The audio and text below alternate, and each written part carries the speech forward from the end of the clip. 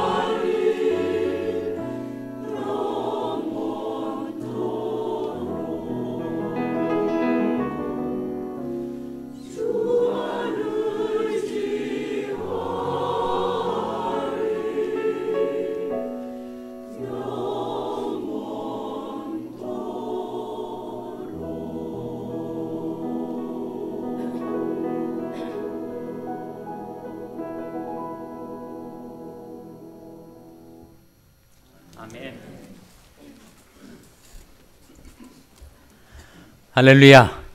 서로의 평강의 복을 기원하는 마음으로 샬롬 인사 나누시기 바랍니다. 샬롬. 샬롬. 토요일 새벽 기도에 우리 사순절 특별 새벽 기도 여러분 잘 나오셨습니다. 우리 교회의 그 단기 선교팀 과테말라에 나간 우리 단기 선교팀이 한 주간의 사역을 마치고 오늘 귀환하게 됩니다. 오전 11시 반에 공항에 도착해서 아마 1시경에 교회에 돌아오는 그 일정인데요. 우리 단기 선교 단원들이 무사히 귀환할 수 있도록 기도해 주시고 거기에 뿌려진 복음이 씨앗이 열매 맺힐 수 있도록 기도해 주시기를 바랍니다. 또 한 가지 여러분 샬롬교회의 성전 건축을 위해서 계속 기도해 주시기를 바랍니다. 하나님의 선하신 손길이 우리와 함께 있어서 지금까지 인도해 오신 주님께서 앞으로 성전 건축이 완공될 때까지 계속 인도해 달라고 주님의 선하신 손길 우리와 함께 있게 해달라고 계속 기도해 주시기를 바랍니다. 오늘 할렐루야 성가대 찬양 은혜로웠죠? 예, 아주 은혜로운 가사의 아름다운 찬양 감사드립니다. 지난주에는 토요일 날 우리 아가페 성가대가 찬양을 드렸고 오늘은 할렐루야 성가대 그리고 다음 주 마지막 토요일은 이제 글로리아 성가대가 찬양을 하게 될 텐데 생각해보면 상대적으로 이 할렐루야 성가대가 좀 유리한 것 같아요. 이분들은 주일날 일부 성가대 아침 일찍 찬양하던 습관이 있어가지고 목소리도 더 잘 나오시는 것 같고 은혜로운 찬양 불러주셔서 감사드립니다. 오늘 본 말씀 그것은 예수님께서 얼마나 하나님이 사랑하시는 이들이 하나님께로 돌아오기를 원하고 계신지 그 주님의 마음을 우리에게 나타내주는 말씀이죠. 37절 다시 한번 같이 읽겠습니다. 37절 말씀 시작. 예루살렘아 예루살렘아 선자들을 죽이고 내게 파송된 자들을 돌로 치는 자여 암탉이 그 새끼를 날개 아래 모음같이 내가 내 자녀를 모려 한 일이 몇 번이냐 그러나 너희가 원치 아니하였도다. 예루살렘아 예루살렘아 주님께서 예루살렘 백성들을 향하여 안타까이 부르시는 말씀이에요. 암탉이 새끼를 날개 아래 모음같이 내가 너희를 모려 하던 일이 몇 번이냐 그러나 너희가 원치 아니하였다. 역사적으로는 이 말씀이 이제 선자들을 보내시고 또 보내시고 계속해서 하나님께서 하나님의 백성들을 모려고 했었는데 선자들을 거부하고 배척하고 돌로 치고 핍박하는 일들이 계속 이루어지자 이제 하나님께서 마침내 하나님의 아들을 보내심으로써 그들에게 최종적인 기회를 주셨는데도 불구하고 결국 이스라엘은 예수님을 십자가에 못 박아 죽이고 말았습니다. 그들에게 주어진 마지막 은총의 기회를 그들이 놓쳐버리고 만 거예요. 그래서 예수님이 이 말씀이 이스라엘 민족의 역사 속에 그대로 이루어졌었습니다. 38절에 보시면 보라 너희 집이 황폐하여 버린 바 되리라 하신 이 말씀이 예수님이 살아생전 이 말씀을 하신 때로부터 시작해서 얼마 만에 이 말씀이 그대로 이루어진 것입니까? 한 세대가 지나가기 전에. 성경에서 한 세대는 몇 년을 가리킨다고요? 40년. 실제로 예루살렘이 황폐하게 되어서 돌 하나가 돌 위에 남지 않고 완전히 무너뜨려진 그 사건이 언제 일어난 사건이에요? 주 66년에서 주 70년 사이에 일어났던 소위 The Jewish War, 유대 전쟁에서 로마군이 습격을 받은 이스라엘이 함락이 되고 예루살렘 성은 불타 성전의 금이 녹아내린 그 돌에 낀 금을 캐내려고 돌 하나하나를 망치로 쳐서 돌 하나도 돌 위에 남지 않고 예루살렘은 불타 무너져 내린 소위 유대 전쟁의 마지막 순간이 주 70년이었으니까 예수님이 이 말씀을 하시던 때로부터 한 세대가 지나가기 전에 그 일이 다 이루고 마는 것입니다. 그래서 이스라엘은 그야말로 온 세계에 흩어져서 요리 방랑하는 비참한 피난민의 신세가 되고 마는 거예요. 39절에 내가 너에게 이르노니 이제부터 너희는 찬송하리로다 주의 이름으로 오시는 이여 할 때까지 나를 보지 못하리라 하시니라. 제가 제 아이들이 자라날 때 즐겁게 자주 보던 뮤지컬 중에 하나가 The Fiddler on the Roof였습니다. 지붕 위의 바이올린. 그 이스라엘 민족의 애환을 담고 있는 그런 아주 서정적인 뮤지컬인데 제 아들이 어릴 때인데도 그것을 정말 재밌게 너무 노래들이 좋은 노래들이 아름다운 곡조들이 많으니까 몇 번이나 봤는데 그 마지막 부분에 너무 슬프게 끝나는 거예요.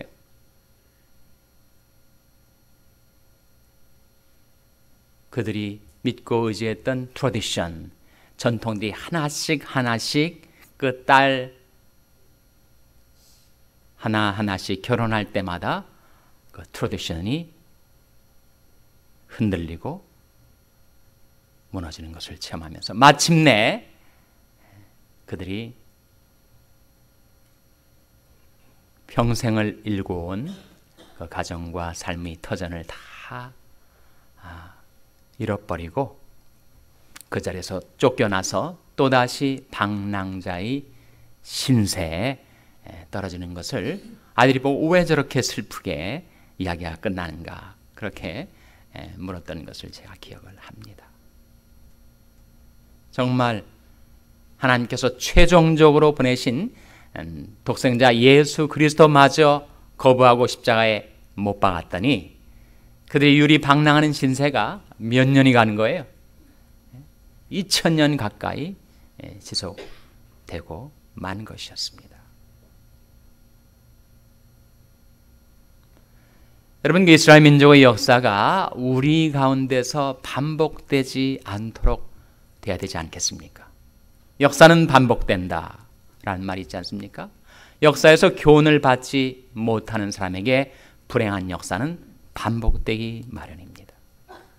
하나님께서 우리들에게도 암탉이 새끼를 날개 아래 몸같이 하나님이 넓으신 사랑의 품에 우리를 모아 안으려 하신 적이 한두 번이 아니죠. 이스라엘 민족에게는 계속해서 선자들을 보내시고 그들이 역사 속에 고난과 시련을 보내셔서 그들로 하여금 깨닫고 돌이키게 하려 하셨습니다. 끝내 하나님이 사랑의 손길을 뿌리친 채 예수 그리스도마저 십자가로 몰아가는 것입니다. 우리 삶 속에서도 하나님께서 우리를 모려 하시는 그런 일들이 있다는 거예요. 암탉이 새끼를 자기 날개 아래 몸같이 내가 너희를 모려 하는 것이 몇 번이냐. 여러분, 하나님께서 우리를 어떻게 모려 하시죠? 어떻게 하나님의 임재 앞에 하나님의 사랑의 품 안에 어떻게 하나님께서 모려 하십니까? 하나님께서 모려 하시는 것이 두 가지 방식, 두 가지 방법으로 우리에게 임합니다. 하나는 말씀을 통해서 선자들 보내서 말씀을 통하여 깨닫고 돌이키기를 그렇게 원하세요. 나의 책망을 듣고 돌이키라. 보라, 내가 나의 신을 너에게 부어주며 나의 말을 너에게 보이리라. 지금 성경 자체가 우리에게 주어진 목적이 우리로 하여금 하나님께로 돌이키게 하려 하시는, 하나님이 우리를 모시는 하나님의 손길이죠. 모든 성경은 하나님의 감동으로 된 것으로 교훈과 책망과 바르게 함과 의로 교육하기에 유익하니 이는 하나님의 사람으로 온전케 하며 모든 선한 일을 행하기에 온전케 하려 함이니라. 하나님께서 말씀으로 우리를 모려 하십니다. 깨닫게 하시고 돌아보게 하시고 내 지나온 나의 삶의 길을 회상하게 하시고 그리고 내 마음속에 깨달음이 있어서 하나님께로 돌이켜 하나님 앞에 나오도록 하나님께서 말씀으로 우리를 모려 하십니다.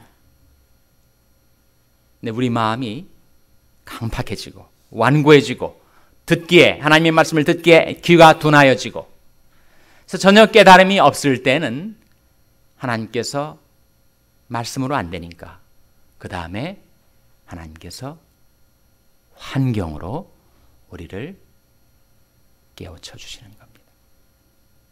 그것을 가리켜서 섭리라고 하죠. 섭리라는 말은 providence, 미리 보신다라는 뜻이 있습니다. 우리가 살아가는 모든 삶의 길을 미리 보신 하나님께서 우리가 말씀을 듣고 깨닫질 못하니까 환경을 통해서 우리를 섭리하시는 거죠. 그것은 하나님의 선하신 손길입니다. 은혜의 손길입니다. 하나님께서 우리 살아가는 발걸음을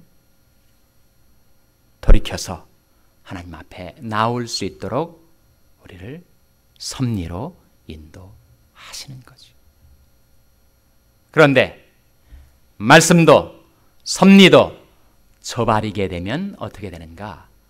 그러면 심판이 임합니다.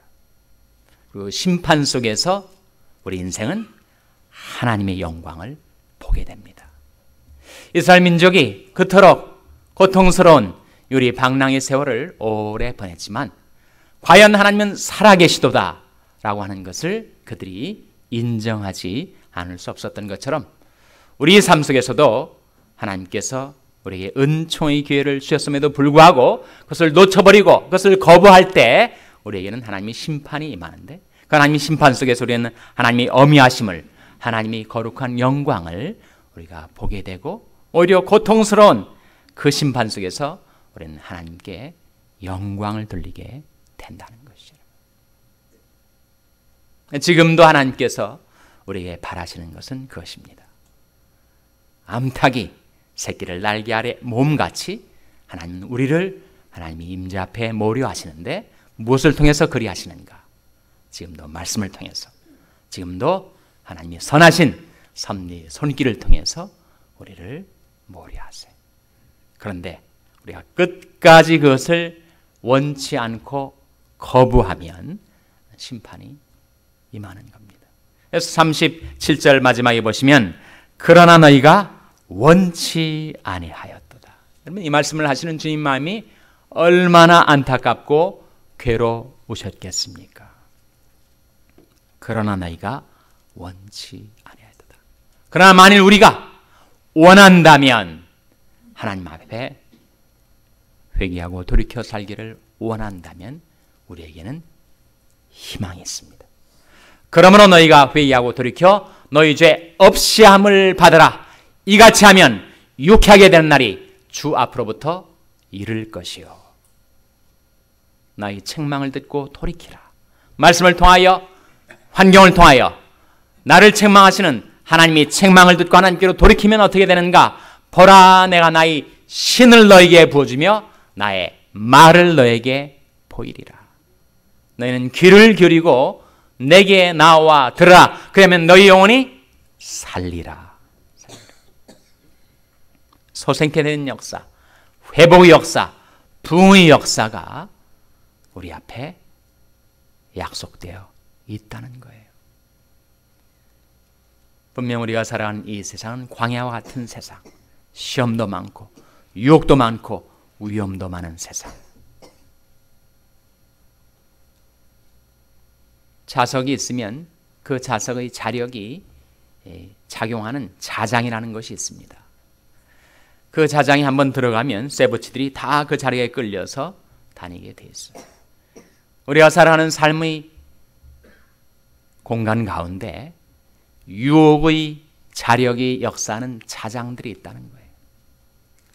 거기에 들어가면 내가 어쩔 수 없이 그 유혹을 받고 시험을 받고 끌려가게 됐다는 것입니다. 그래서 일어나라. 베델로 올라가라. 거기 머물라. 거기서 내게 나타났던 하나님께 단을 쌓으라. 야곱에게 하신 말씀이 우리에게도 이르신 말씀인 줄로 믿습니다. 그 시험의 자리, 그 시험을 받아 실족하는 자리, 실족하여 범죄하는 자리, 그 죄가 몰고 올 그 시련과 환난의 광풍이 임하는 그 자리에 왜 그대로 머물고 있느냐? 일어나라. 베델, 곧 하나님의 집, 하나님의 임재 앞으로 나아가라. 그리고 거기 머물라. 거기서 내게 나타났던 하나님께 단을 쌓아라. 너는 떠날지어다. 거기서 나오고 부정한 것을 만지지 말지어다. 그 가운데서 나올지어다. 여호와의 기구를 매는 자여 스스로 정결케 할지어다. 우리에게 이르시는 말씀이에요. 그래서 이 말씀이 예루살렘에게는, 이스라엘 민족에게는 심판이 경고의 말씀이었다면 우리들에게 들려주신 하나님의 말씀, 그러면 그 말씀은 너무나도 귀중한 약속의 말씀인데 바로 고린도후서 6장 17절 18절 말씀의 약속을 한번 찾아보시기 바랍니다. 고린도후서 6장 17절 18절 말씀 우리 찾아서 같이 읽겠습니다. 신약성경 292면 고린도후서 6장 17절 18절 말씀 우리 찾아서 같이 읽겠습니다. 신약성경 292면 고린도후서 6장 17절 18절 말씀 같이 읽겠습니다. 시작. 그러므로 주께서 말씀하시기를 너희는 저희 중에서 나와서 따로 있고 부정한 것을 만지지 말라. 내가 너희를 영접하여 내게 아버지가 되고 너희는 내게 자녀가 되리라. 전능하신 주의 말씀이니라 하셨느니라. 그러므로 주께서 말씀하시기를 너희는 저희 중에서 나와서 따로 있으라. 그 시험의 자리, 유혹의 자리, 실족의 자리, 환난의 자리에 있지 말고 거기서 나와서 따로 있고 부정한 것을 만지지 말라. 내가 너희를 어떻게 해준다고요? 영접하여. 하나님은 우리가 원하고 회개하고 피하고 돌이키고 하나님 앞에 나오기만 하면 우리를 영접해 주세요. 그래서 내가 너희 아버지가 되고 너희는 내게 자녀가 되리라. 아버지 하나님의 그 자비로우신 품, 넓으신 사랑의 품 안에 회개하고 돌이켜 피하여 달려나오는 자를 하나님은 영접해 주십니다. 내게 오는 자는 내가 결코 내어쫓지 아니하리라. 주님 말씀하셨어요. 그래서 내가 너희를 영접하여 너에게 아버지가 되고 너는 내게 자녀가 되리라 하신 이 놀라운 약속, 영광스러운 약속 바라고 붙들고 의지하여 하나님께로 돌이키는 저와 여러분을 하나님께서 영접하여 주셔서 하나님께서 우리 아버지가 되어 주시고 우리를 자녀 삼아 주시기를 주님의 이름으로 축원합니다. 기도하시겠습니다. 오늘 말씀을 기억하며 하나님